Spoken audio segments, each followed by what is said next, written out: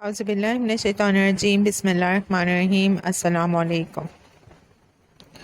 آج ہم سیدنا علی المرتضیٰ رضی اللہ عنہ کے بارے میں بات کریں گے، ان کی زندگی کے واقعات کے بارے میں بات کریں گے جو کہ عشر مبشرہ میں شامل ہیں۔ اب تک ہم 3 عشر مبشرہ کے بارے میں جان چکے ہیں، ان کی زندگی کے واقعات سمجھ چکے ہیں۔ آج باری آتی ہے سیدنا علی المرتضیٰ رضی اللہ عنہ کی، جن کے بارے میں صحیح مسلم میں حدیث نمبر 78 ہے، جس میں نبی اکرم صلی اللہ علیہ وسلم نے فرمایا ہے کہ علی رضی اللہ عنہ سے محبت مومن ہی رکھتا ہے اور ان سے بغض منافق ہی رکھتا ہے۔ امیر المومنین چوتھے خلیفہ راشد، عشر مبشرہ میں سے ایک شخصیت، رسول اللہ صلی اللہ علیہ وسلم کے چچا زاد بھائی اور داماد سیدنا علی بن ابی طالب رضی اللہ عنہ ہاشمی اور قریشی تھے۔ ان کے والد سردار ابو طالب مکے کی بااثر شخصیت تھے۔ ابو طالب کا اصل نام عبد مناف تھا، مگر کنیت نام پر غالب آ گئی۔ اللہ کے رسول صلی اللہ علیہ وسلم کے دادا اور سیدنا علی رضی اللہ عنہ کے دادا ایک ہی تھے۔ ان کی والدہ محترمہ سیدہ فاطمہ بنت اسد بن ہاشم بن عبد مناف تھیں۔ اسی طرح والد اور والدہ دونوں ہاشمی تھے۔ سیرت نگاروں کے مطابق سیدنا علی رضی اللہ عنہ پہلے ایسے شخص ہیں جو والد اور والدہ دونوں کی طرف سے ہاشمی تھے۔ یہ بات یقیناً نہایت عزت و شرف کی ہے۔ وہ بعثت نبوی سے 10 سال پہلے مکہ مکرمہ میں پیدا ہوئے۔ ان کا لقب حیدر، کنیت ابو الحسن اور ابو تراب تھی۔ اللہ کے رسول صلی اللہ علیہ وسلم 8 سال 2 ماہ 10 دن کے تھے کہ آپ کے دادا کا انتقال ہو گیا۔ وفات سے پہلے آپ کے دادا عبد المطلب نے آپ صلی اللہ علیہ وسلم کے چچا ابو طالب کو، جو کہ آپ کے والد عبداللہ کے سگے بھائی تھے، آپ صلی اللہ علیہ وسلم کی کفالت کی وصیت کر گئے۔ ابو طالب نے بھتیجے کا حق کفالت بڑی خوش اسلوبی سے ادا کیا۔ آپ کو نہ صرف اپنی اولاد میں شامل کیا بلکہ اس سے بھی بڑھ کر جانا۔ ان کی اہلیہ اور سیدنا علی بن ابی طالب رضی اللہ عنہ کی والدہ سیدہ فاطمہ نے اللہ کے رسول صلی اللہ علیہ وسلم کی بچپن میں بڑی خدمت، دیکھ بھال اور اعلیٰ معیار کی پرورش کی۔ یہی وجہ ہے کہ اللہ کے رسول صلی اللہ علیہ وسلم ان کی بہت زیادہ عزت کرتے تھے۔ اس عظیم خاتون نے اسلام قبول کیا اور ہجرت کا شرف حاصل کیا۔ مدینہ طیبہ میں وفات پائی۔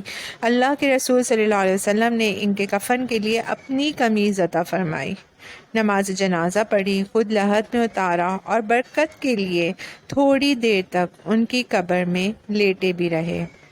سیدنا علی رضی اللہ عنہ کے بچپن کے وقت سردار ابو طالب کے معاشی حالات اچھے نہ تھے، چنانچہ اللہ کے رسول صلی اللہ علیہ وسلم نے اپنے چچا کا بوجھ کم کرنے کے لیے سیدنا علی رضی اللہ عنہ کو اپنے سایہ عطفت میں لے لیا اور ان کے بھائی سیدنا جعفر طیار رضی اللہ عنہ کو اپنے چچا عباس کی سرپرستی میں دے دیا۔ اس طرح ان کا بچپن اللہ کے رسول صلی اللہ علیہ وسلم کے گھر میں گزرا۔ سیدنا علی رضی اللہ عنہ نے زمانہ جاہلیت میں بھی کبھی کسی بت کو سجدہ کیا، نہ شرک و بدعت کا ارتکاب کیا، نہ کسی اور رسم بت سے اپنے دامن کو آلودہ ہونے دیا۔ ان کی عمر کم و بیش 10 سال تھی جب اللہ کے رسول صلی اللہ علیہ وسلم پر غار حرا میں پہلی وحی نازل ہوئی۔ آپ صلی اللہ علیہ وسلم پر سب سے پہلے آپ کی زوجہ محترمہ سیدہ خدیجہ رضی اللہ عنہا ایمان لائیں۔ ان کے بعد مردوں میں سیدنا ابو بکر صدیق رضی اللہ عنہ، غلاموں میں سیدنا زید بن حارثہ رضی اللہ عنہ اور بچوں میں سیدنا علی بن ابی طالب رضی اللہ تعالی عنہ نے سب سے پہلے اسلام قبول کیا۔ جب قریش کے اکابر مجرمین نے اللہ کے رسول صلی اللہ علیہ وسلم کو معاذ اللہ قتل کرنے کا پروگرام بنا کر آپ کے گھر کا محاصرہ کر لیا تو اللہ تعالی نے آپ کو مدینہ منورہ ہجرت کر جانے کا حکم دیا۔ ان نازک لمحات میں اللہ کے رسول صلی اللہ علیہ وسلم نے سیدنا علی بن ابی طالب رضی اللہ عنہ سے فرمایا، علی تم میرے بستر پر لیٹ جاؤ اور میری سبز حضری یعنی جنوبی یمن کے علاقے حضرموت کی بنی ہوئی چادر اوڑھ کر سو جاؤ۔ تمہیں ان کے ہاتھوں کوئی نقصان نہیں پہنچے گا۔ اللہ کے رسول صلی اللہ علیہ وسلم یہی چادر اوڑھ کر سویا کرتے تھے۔ محاصرین نے دروازے کی جھیری سے جھانک کر دیکھا تو کہنے لگے، اللہ کی قسم، یہ تو محمد صلی اللہ علیہ وسلم سوئے ہوئے ہیں، ان کے اوپر ان کی چادر موجود ہے۔ چنانچہ یہ لوگ صبح تک وہیں ڈٹے رہے۔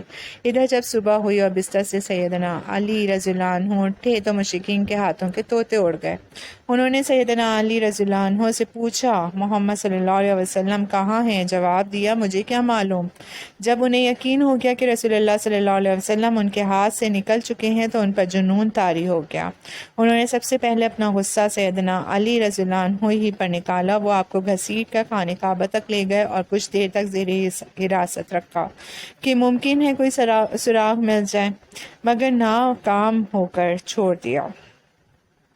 پھر سیدنا علی رضی اللہ عنہ نے اللہ کے رسول صلی اللہ علیہ وسلم کی ہدایت کے مطابق لوگوں کی امانتیں واپس کیں اور 3 دن کے بعد ننگے قدم ہی مدینہ طیبہ کی طرف چل دیے۔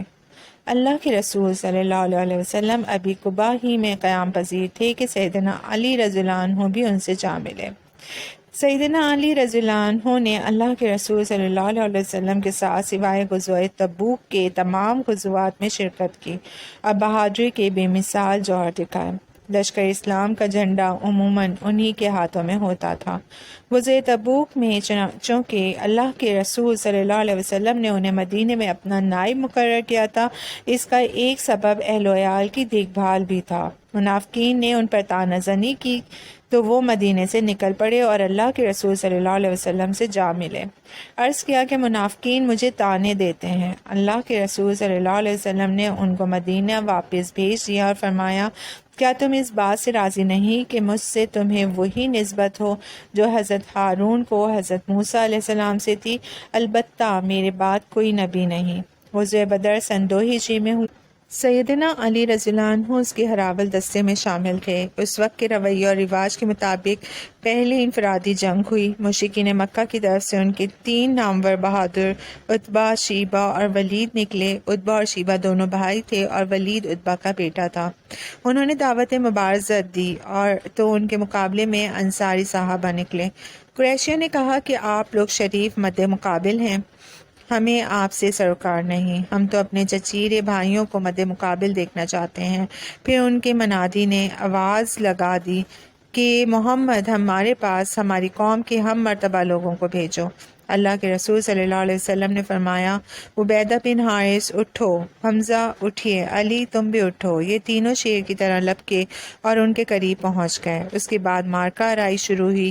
سیدنا عبیدہ رضی اللہ عنہ نے جو سب سے معمر تھے عتبہ بن ربیعہ کا مقابلہ کیا۔ سیدنا حمزہ رضی اللہ عنہ نے شیبہ کا اور سیدنا علی رضی اللہ عنہ نے ولید بن عتبہ کو آڑے ہاتھوں لیا۔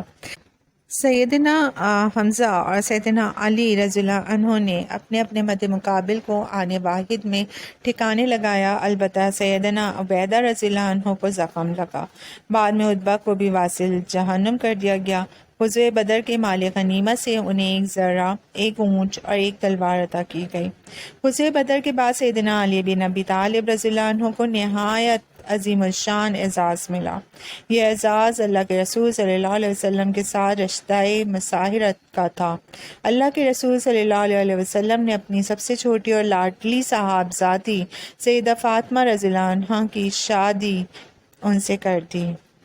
سیرت نگاروں کے مطابق آپ صلی اللہ علیہ وسلم نے ارشاد فرمایا، میں نے فاطمہ رضی اللہ عنہا کا نکاح بہترین انسان سے کیا ہے۔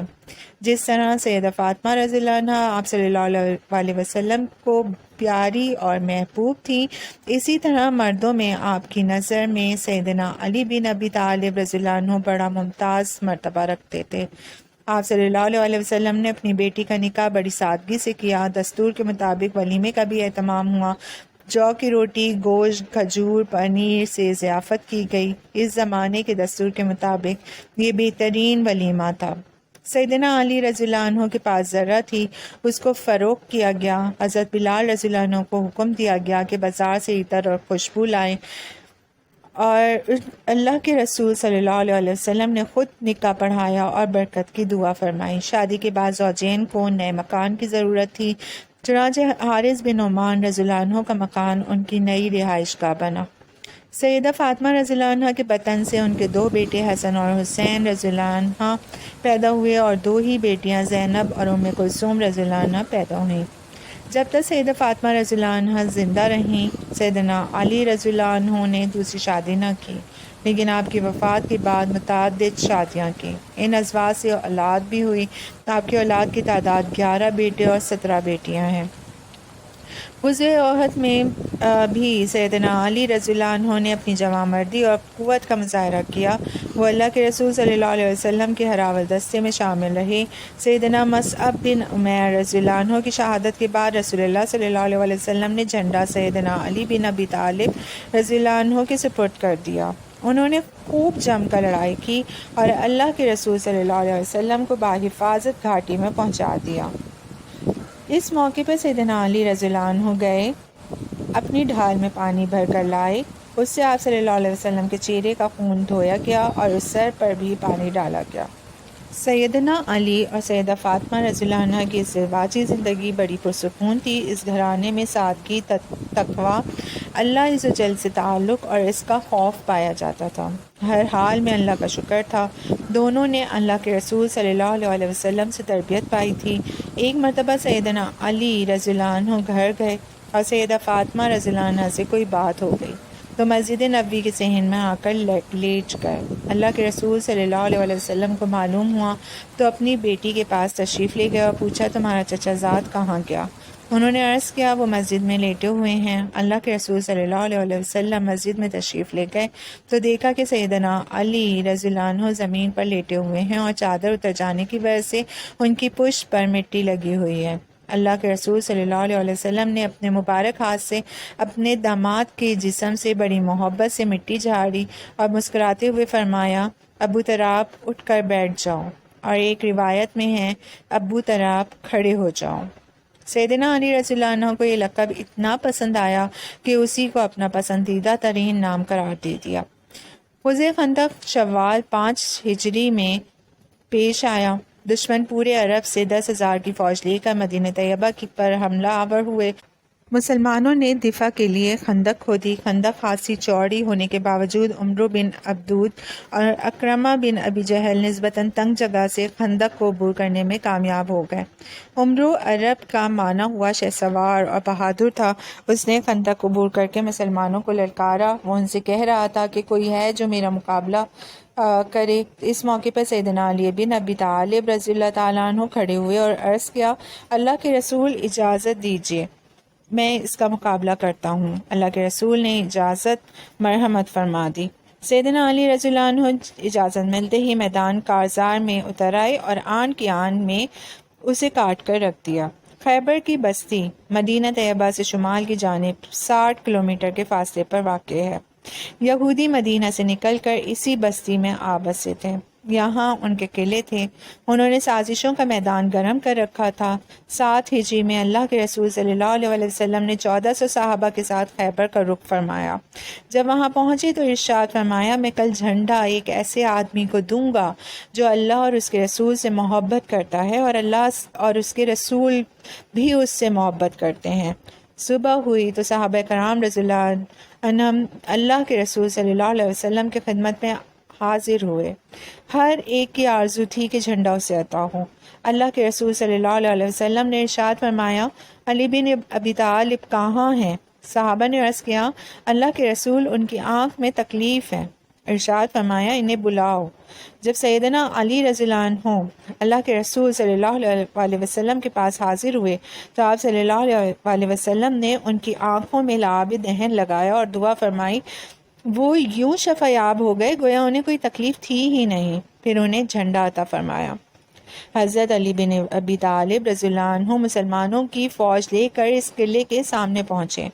यहूद को इस्लाम की दावत दी। उन्होंने दावत मुस्तरद कर दी और अपने लीडर मरहब की कमान में मुसलमानों के मद्दे मुकाबिल आ खड़े हुए।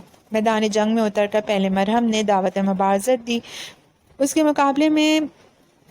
उसका मुकाबला करने के लिए हज़रत अली रज़ियल्लाहु अन्हु तशरीफ़ लेकर इस वक्त हज़रत अली रज़ियल्लाहु अन्हु ने ये इशार कहे कि मैं वो आदमी हूँ कि मेरी माँ ने मेरा नाम हैदर रखा है। جنگل کے شیر کی طرح خوفناک۔ میں انہیں ساگ کے بدلے نیزے کی ناپ پوری کر کے دوں گا۔ اس کے بعد مرحب کے سر پر اس زور سے تلوار ماری کہ مرحب وہیں ڈھیر ہو گیا۔ اس طرح سیدنا علی رضی اللہ عنہ کے ہاتھوں یہ قلعہ فتح ہوا۔ اللہ کے رسول صلی اللہ علیہ وسلم اس دنیا سے اس حالت میں رخصت ہوئے کہ وہ اپنے چچیرے بھائی اور داماد سید علی بن ابی طالب رضی اللہ عنہ سے بے حد خوش اور راضی تھے۔ سیدنا علی بن ابی طالب رضی اللہ عنہ نے ساری زندگی اللہ اور اس کے رسول صلی اللہ علیہ وسلم کی اطاعت میں گزاری۔ حجۃ الوداع کے موقع پر سیدنا علی بن ابی طالب رضی اللہ تعالی عنہ یمن کے ایک علاقے کے والی تھے۔ حج کے لیے آتے وقت انہوں نے اللہ کے رسول صلی اللہ علیہ وسلم کے لیے ہدا کے اونٹ لے کر آئے۔ آپ صلی اللہ علیہ وسلم نے اپنے دست مبارک سے 63 اونٹ نہر کیے اور باقی اونٹ سیدنا علی رضی اللہ عنہ کے سپرد کیے۔ سیدنا علی رضی اللہ عنہ نے باقی 37 اونٹ نہر کیے۔ اس طرح اس موقع پر 100 اونٹ قربان کیے گئے۔ بلا شبہ یہ سیدنا علی رضی اللہ عنہ کا اعزاز تھا۔ اللہ کے رسول صلی اللہ علیہ وسلم کی وفات ہوئی تو آپ صلی اللہ علیہ وسلم کو کپڑوں سمیت غسل دیا گیا۔ جن شخصیات کو غسل دینے اور قبر میں اتارنے کا شرف حاصل ہوا ان میں سیدنا علی رضی اللہ عنہ بھی شامل تھے۔ سیدنا ابو بکر صدیق رضی اللہ عنہ کی خلافت کے شروع دن ہی سے وہ ان کے ساتھ پورا تعاون کرتے رہے۔ مرتدین کی طرف سے مدینے پر یورش کا خطرہ پیدا ہوا تو سیدنا ابو بکر صدیق رضی اللہ عنہ نے دیگر اکابر صحابہ رضی اللہ عنہم کے ساتھ ان کو بھی مدینے کے بیرون شہر سے آنے والے راستوں کی حفاظت کے لیے بھیجا۔ وہ ان کے دور میں مشیر خاص تھے۔ ملکی مسائل میں خلیفہ وقت کو ان کا مکمل تعاون حاصل رہا۔ یہ سلسلہ سیدنا عمر فاروق رضی اللہ عنہ کے دور میں بھی جاری رہا۔ دونوں ایک دوسرے کی بے حد عزت کرتے تھے۔ باہمی محبت کا یہ عالم تھا کہ انہوں نے اپنے ایک بیٹے کا نام عمر رکھا۔ خلافت عثمانی میں بھی حسب سابق انہوں نے خلیفہ وقت کے ساتھ اپنے بھرپور تعاون کا سلسلہ جاری رکھا۔ ان کی امامت میں نمازیں ادا کیں، ملکی مسائل و مہمات میں صائب مشورے دیے، ان کی طرف سے بیت المال کے وظائف اور مال غنیمت کے حصے وصول کیے۔ جب سیدنا عثمان رضی اللہ عنہ کے خلاف بغاوت ہوئی تو اسے ختم کرنے کے لیے انہوں نے اپنا پورا اثر و رسوخ استعمال کیا۔ اس سے زیادہ کیا ہو سکتا تھا کہ باغیوں نے جب حضرت سیدنا عثمان رضی اللہ عنہ کے گھر کا محاصرہ کر لیا تو اپنے صاحبزادوں سیدنا حسن اور سیدنا حسین رضی اللہ عنہم کو حضرت عثمان رضی اللہ عنہ کی حفاظت اور معاونت پر مامور کیا۔ یہ دونوں صاحبزادے شمشیر بکف ہو کر ان کے دروازے پر پہرا دیتے رہے اور باغیوں کو اندر نہ جانے دیا۔ سیدنا علی رضی اللہ عنہ نے جن حالات میں خلافت سنبھالی وہ بڑا کٹھن اور مشکل ترین وقت تھا۔ حضرت عثمان رضی اللہ عنہ کو شہید کر کے باغی اپنے ناپاک ارادوں میں کامیاب ہو چکے تھے۔ اہل مدینہ کی پرزور اپیل پر وہ خلافت سنبھالنے پر آمادہ ہوئے، ورنہ وہ خلافت کے خواہشمند نہ تھے۔ انہوں نے پہلے دن منبر پر خطبے میں ارشاد فرمایا تھا کہ حضرات میں علی الاعلان کہتا ہوں کہ یہ خلافت تمہارا حق ہے، جس کے سپرد تم کرو، اس کے سوا کسی اور کو اس پر حق نہ ہوگا۔ سیدنا علی رضی اللہ عنہ کا دور حکومت زیادہ لمبا نہیں تھا۔ سارے کبار صحابہ رضی اللہ عنہم کی طرح وہ بھی بڑے عابد، زاہد اور متقی تھے۔ ان کے زمانے میں اسلامی سلطنت خانہ جنگی کا شکار رہی، اس لیے بیرونی فتوحات کا سلسلہ رک گیا، تاہم خود مختار عدالت عالیہ عہد خلافت راشدہ میں ایک ایسا ادارہ رہا ہے جس پر فرزندان اسلام فخر کر سکتے ہیں۔ خلیفہ وقت کو بھی بعض اوقات قاضی کے ہاں پیشی بھگتنی پڑتی تھی۔ سیدنا علی رضی اللہ عنہ کی خلافت کا زمانہ 4 سال 9 ماہ پر محیط تھا۔ یہ سارا عرصہ کم و بیش آپس کی لڑائیوں اور خارجیوں سے مقابلہ کرنے میں گزر گیا۔ خارجیوں کا فتنہ اس دور کا سب سے بڑا فتنہ تھا۔ تشدد گروہ اپنے علاوہ کسی کو مسلمان ہی نہیں سمجھتا تھا۔ اپنی انتہا پسندی کی تحریک میں یہ لوگ سب سے بڑی رکاوٹ 3 اشخاص کو سمجھتے تھے: سیدنا علی، سیدنا امیر معاویہ اور سیدنا عمرو بن العاص رضی اللہ عنہم۔ ایک دن اس قوم کے 3 بدبخت اکٹھے ہوئے۔ انہوں نے طے کیا کہ ان تینوں کو ایک ہی دن فجر کی نماز کے وقت مسجد میں شہید کر دیا جائے۔ چنانچہ انہوں نے تاریخ طے کر لی اور اپنے اپنے ہدف کی طرف چل دیے۔ سیدنا علی رضی اللہ عنہ کوفہ میں تھے، امیر معاویہ رضی اللہ عنہ دمشق میں اور عمرو بن العاص رضی اللہ عنہ مصر میں تھے۔ عمرو بن العاص رضی اللہ عنہ اس دن فجر کی نماز کے لیے نہ جا سکے، ان کی جگہ خارجہ بن ابی حبیب نے نماز پڑھائی، انہیں شہید کر دیا گیا۔ امیر معاویہ رضی اللہ عنہ نماز پڑھانے کے لیے آئے تو ان پر قاتلانہ حملہ کیا گیا، مگر زخم کاری نہ تھا، اس لیے آپ بھی بچ گئے۔ مگر سیدنا علی رضی اللہ عنہ کے قاتل عبد الرحمن بن ملجم نے، جو دنیا کا سب سے بدبخت اور شق القلب انسان تھا، فجر کی نماز کے وقت سیدنا علی رضی اللہ عنہ پر حملہ کیا۔ آپ شدید زخمی ہو گئے، قاتل کو گرفتار کر لیا گیا۔ سیدنا علی رضی اللہ عنہ کو اطلاع دی گئی، آپ نے اپنے دونوں بیٹوں حسن اور حسین رضی اللہ عنہ سے فرمایا کہ اسے قید رکھو مگر اذیت نہ دو، اگر میں زندہ رہا تو خود دیکھوں گا کہ معاف کروں یا کوئی سزا دوں، ہاں اگر میں فوت ہو جاؤں تو اس کو مار ڈالنا۔ پھر آپ نے فرمایا، اے بنی عبد المطلب، میں مسلمانوں کا خون نہیں کرانا چاہتا، خبردار بجز میرے قاتل کے اور کسی کو نہ مارنا۔ اے حسن، آگاہ رہو کہ میرے قاتل کے ٹکڑے ٹکڑے نہ کرنا۔ ان کی شہادت 17 رمضان المبارک 40 ذی کو ہی۔ شہادت کے بعد سیدنا حسن رضی اللہ عنہ نے مجرم کو جیل سے نکالا اور اسے قتل کر دیا۔ سیدنا علی رضی اللہ عنہ کی قبر کے بارے میں بڑا اختلاف ہے کہ ان کو کس جگہ دفن کیا گیا۔ ان سے 586 احادیث مروی ہیں۔ مورخین نے اولاد کی تعداد مختلف لکھی ہے۔ ابن کثیر کے مطابق 14 بیٹے اور 17 بیٹیاں، اور حافظ ابن حجر کے قول کے مطابق 21 بیٹے اور 18 بیٹیاں تھیں۔ ان کے خاندان میں ایک سندھی لڑکی بھی آئی جس سے زید بن علی پیدا ہوئے۔ نیکسٹ ویڈیو میں انشاءاللہ تعالی ہم سیدنا طلحہ بن عبید اللہ رضی اللہ عنہ کے بارے میں معلومات حاصل کریں گے اور ان کی زندگی کے واقعات معلوم کریں گے۔ جب تک کے لیے ہم دعا گو ہیں کہ اللہ ہم سب کی جائز مرادوں کو قبول فرمائے اور ہم سب کو نیک اعمال کرنے کی توفیق عطا فرمائے اور اللہ سب کی حفاظت فرمائے، آمین ثم آمین۔ شکریہ۔ اعوذ باللہ من الشیطان الرجیم، بسم اللہ الرحمن الرحیم۔